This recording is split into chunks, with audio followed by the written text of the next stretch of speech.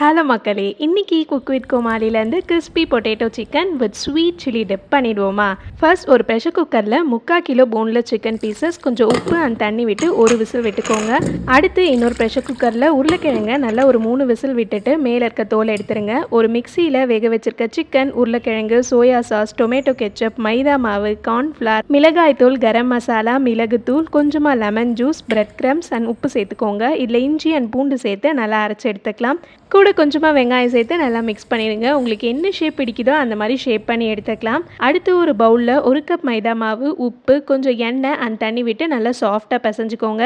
மொத்தமாக 5 ஷீட் வந்தது. ஒன்று மேலே ஒன்று அடுக்கும்போது கொஞ்சமாக எண்ணெய் அண்ட் மைதா ஆட் பண்ணிக்கோங்க. இப்போ பேனில் சேர்த்து குக் பண்ணும்போது ஒவ்வொரு ஷீட்டும் ஈஸியாக ரிமூவ் ஆகும். அடுத்து இது எல்லாத்தையுமே நல்லா சின்ன சின்ன பீசஸாக கட் பண்ணி எடுத்துக்கலாம். பார்க்குறதுக்கு அப்படியே நூடுல்ஸ் மாதிரி இருக்கும். அண்ட் நம்ம ஷேப் பண்ணி வச்சுருக்க சிக்கன் மேலே இந்த மாதிரி நல்லா ரோல் பண்ணிக்கோங்க.